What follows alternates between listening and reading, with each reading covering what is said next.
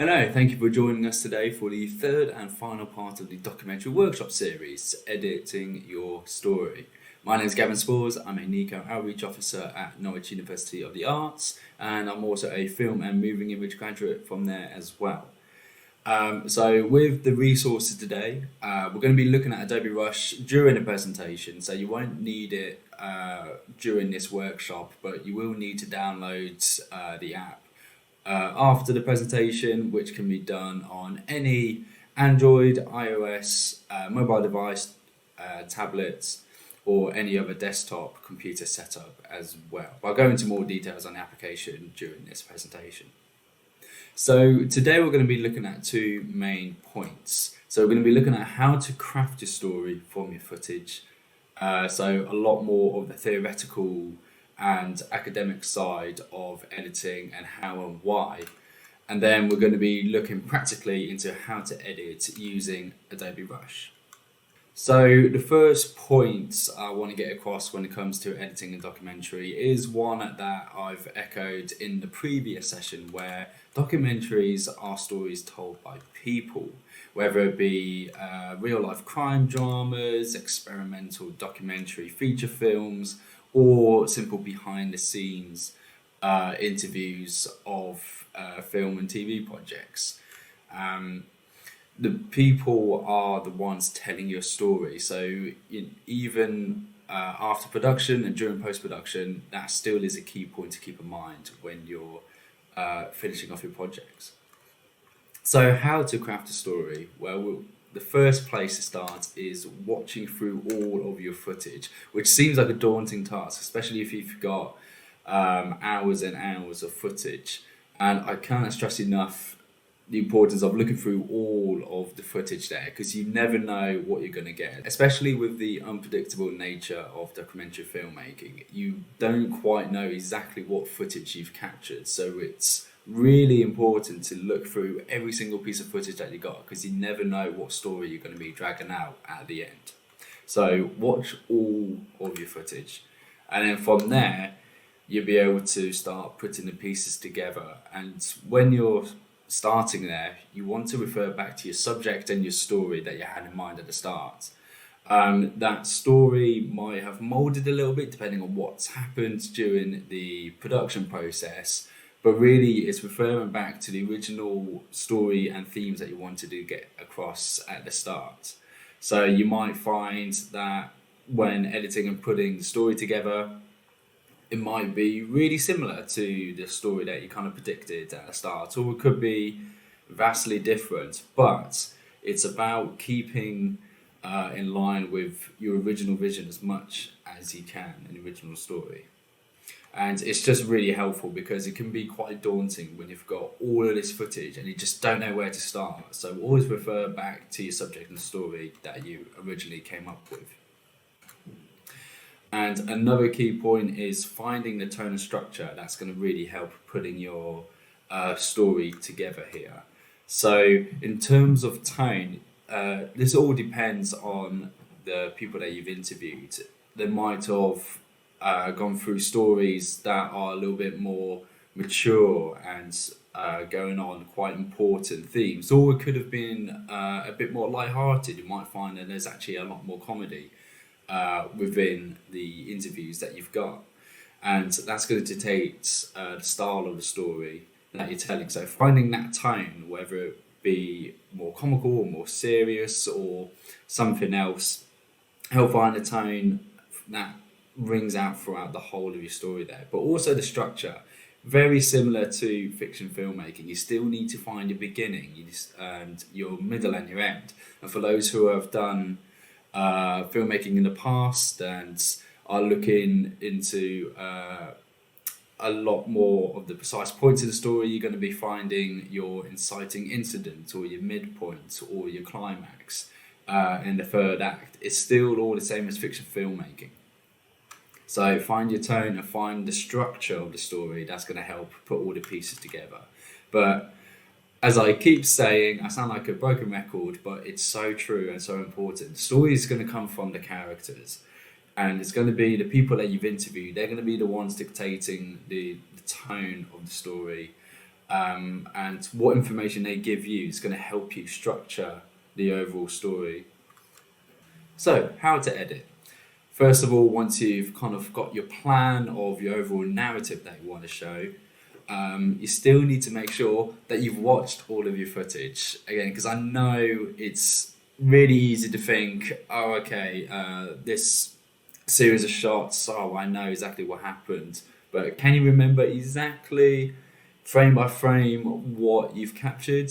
So again, I cannot stress this enough. It's important to watch through all of your footage, because there could be a single shot or even a single frame that just adds something magical to your overall story that you can put somewhere within your edit.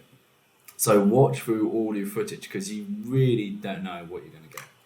So the second thing to think about is introducing the language and story early on. So language, I mean the style of shooting. As an editor, you're manipulating what you have already. So in terms of introducing the language of the story, it could be that you've got quite a fast-paced story. It's a series that's quite chopped up of these little shots, and it's quite fast-paced. And usually that either reflects like a building tension, and it can make things quite serious and tense. Or with fast pacing, it could be that it's a lot more lighthearted, maybe even comical. Or in terms of the language, using editing skills, you could let shots just play out naturally, which is quite good for letting audiences focus on and really live in that scene or that moment.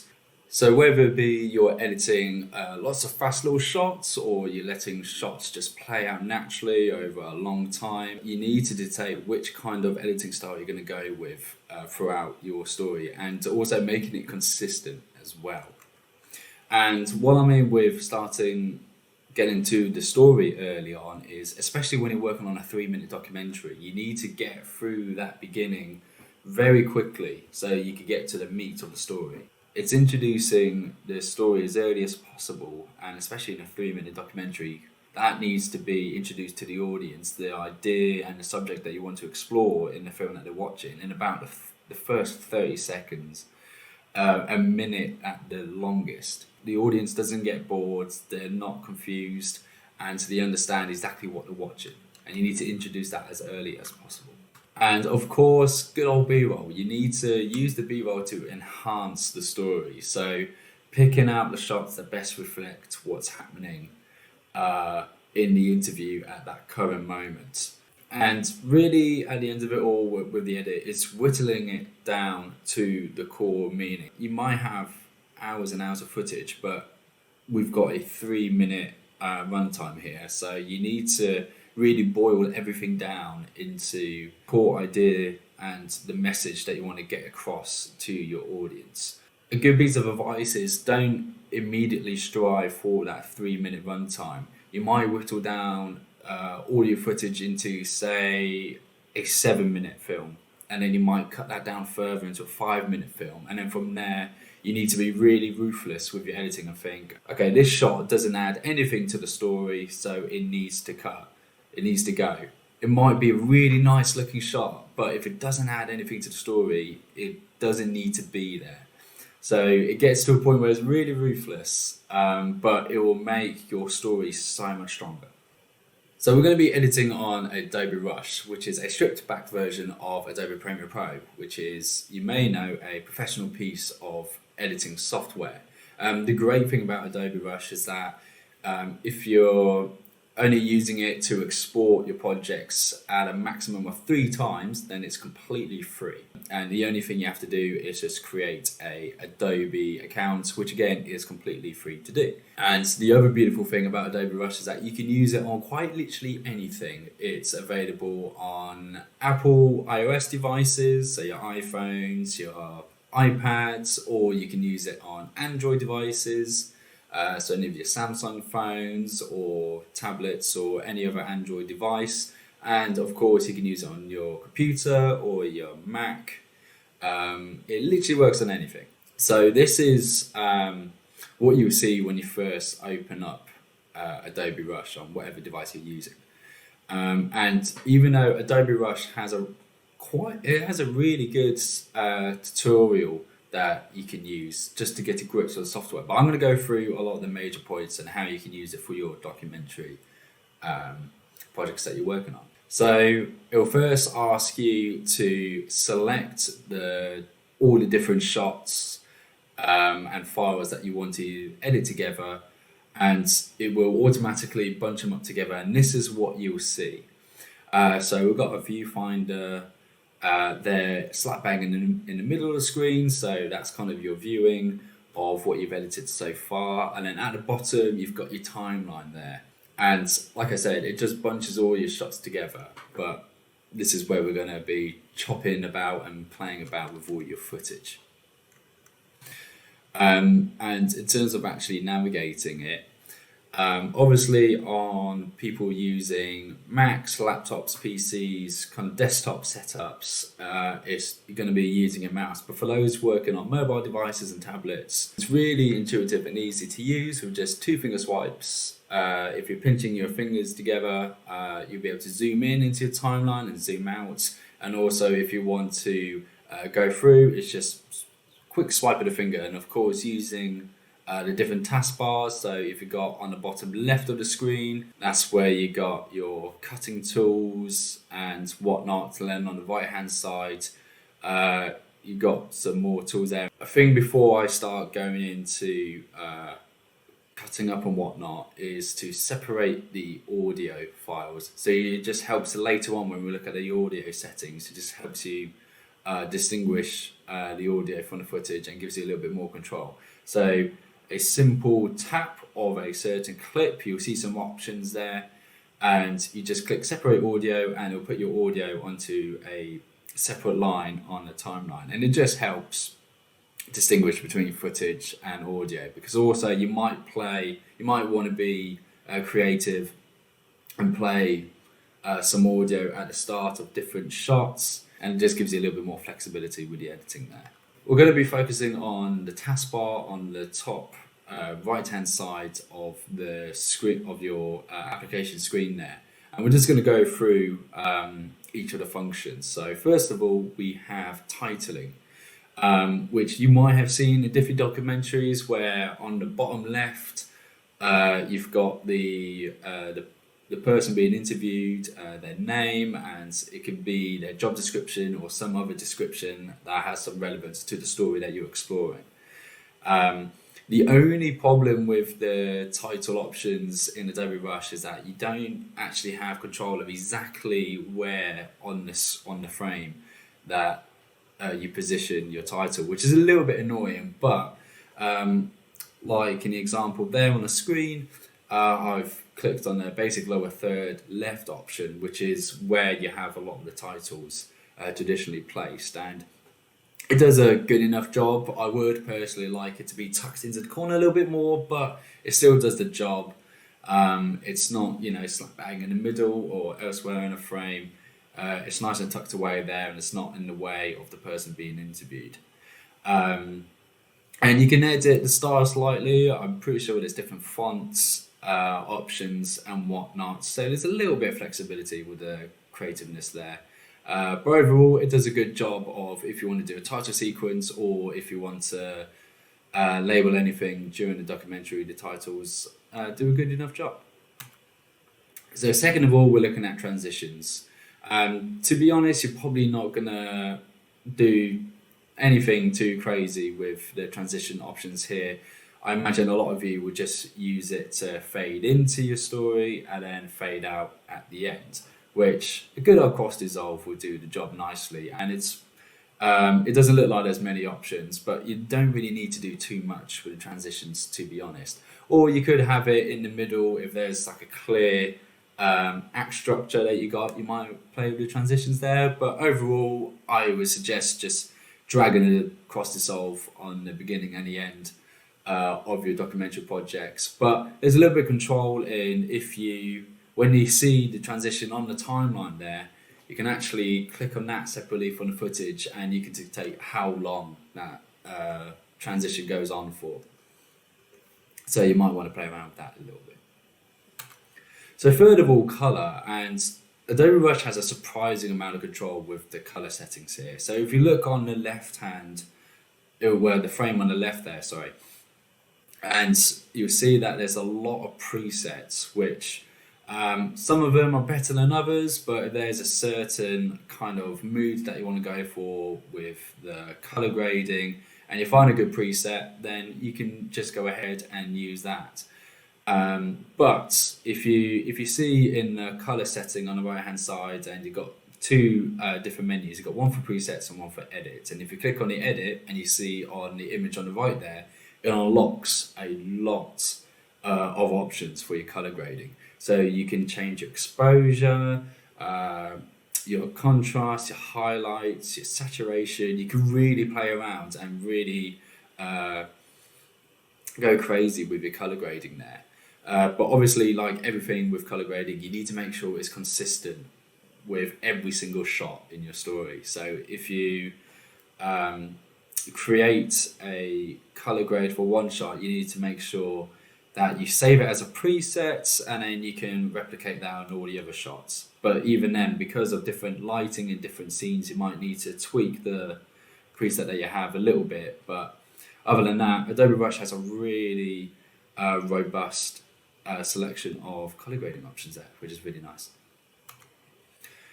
So speed, again, like transitions, you're probably not going to play around with this too much. But for those who have maybe shot some B-roll footage at a higher frame rate, be it 60 frames per second or even 120, or I think it's 240 frames per second options on some devices as well, this is where you're going to be slowing down the footage, and you're going to get some really nice slow motion. But other than that, there isn't really any use for the speed function here.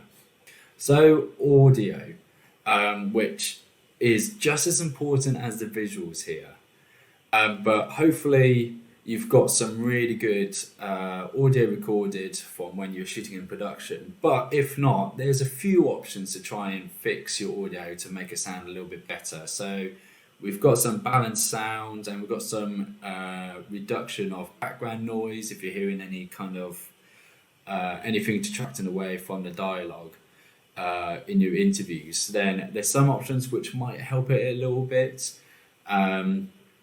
It won't be perfect if you've got some audio that you need to fix and using these options, but it will be a lot better than if any of your audio hasn't come out as good. And obviously there's a volume control as well at the top of your audio options there, but just be wary that if you're boosting the audio too high, then you're going to lose the quality of your audio clip. So you need to balance out having it nice and clear for the audience to hear, but also with the quality of the audio as well. So the transform option, much like transitions and speeds, you probably won't use it too much, but if you click on your clip and click transform, you can shrink the frame, you can make it bigger, you can mirror it, rotate it, do crazy stuff, but you're not really going to play with that much at all, unless you're thinking about showing your documentary on different platforms. So under the viewfinder, you've got this kind of two rectangular shapes and a little icon. If you click that, then you see these options of actually changing the whole aspect ratio. So obviously it's set in landscape as normal, because that's how we usually view films, but there's also the option of having the aspect ratio portrait or square, which a lot of you probably figured out already is used for mostly Instagram, but also other social media channels as well. So if you're thinking about showing your documentary projects on Instagram and sharing on Twitter and Facebook, these might be options that you want to be thinking about. When you click the option of having it in portrait or square, then obviously like this frame where we've got our subject on the left of the frame there, if I click portrait, you probably won't be able to see her at all, which is where the transform functions come into use. Because with every single shot, you're going to have to readjust the position of your frame. So for example, if I click portrait here and I want to export this project and use it for Instagram, then I'm going to have to move my subject into the center frame here so people can actually see her do the interview. So think about your audience and where you're actually going to show your documentary. So you might explore it once as a whole landscape project, and you might export the project again, but in the portrait or square ratios, so then you can show it on Instagram as well. So this is kind of overall what my timeline looked like when I finished a project and exported it, and hopefully yours will look a little similar.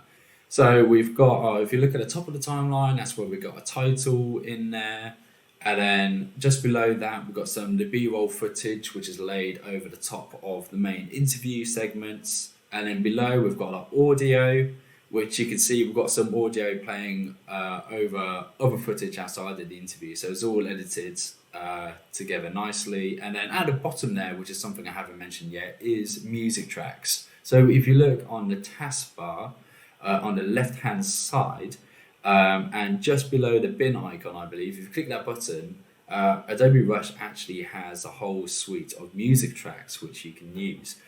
Obviously, for documentary projects or any project, it's always better to have custom-made music, but we don't, I mean, you might be a musician, which is great, and you can create it yourself and import it into your Adobe Rush project, or, you know, I'm not a musician, so I'm not going to be sitting here making music tracks myself. But also, if you go for, if you reach out to someone else to create a track for you, you know, be a musician or composer, that's obviously going to cost money. So Adobe Rush has a few free music tracks, which, you know, they're okay, but, you know, with what we're dealing with, we're using free applications, we're doing this, we're making a documentary on no budget, so it's a really good option to have if you don't have a musician with you. So put in the music there at the bottom, and of course, like everything else, you need to make sure that the music helps elevate the story that you tell. But this is overall what my timeline looked like when I finished my documentary project. So that concludes not just editing your story, but also the whole documentary filmmaking series. And for those who've joined us for each step of the way, thank you very much for joining in. I hope you found everything useful, and I would love to see your projects that you've all created. So we've got, like always, we've got our Twitter handles and Instagram handles at the bottom. Do message us or tag us into any of your work. We'd love to see it. And if you want to learn more about the Nico project and the other workshops that we're delivering, do give us an email on art@takeyourplace.ac.uk. But yet again, thank you for joining us, and thank you for taking part in the whole documentary filmmaking series. We hope to see you soon at some of our other workshops. Thank you very much, and take care.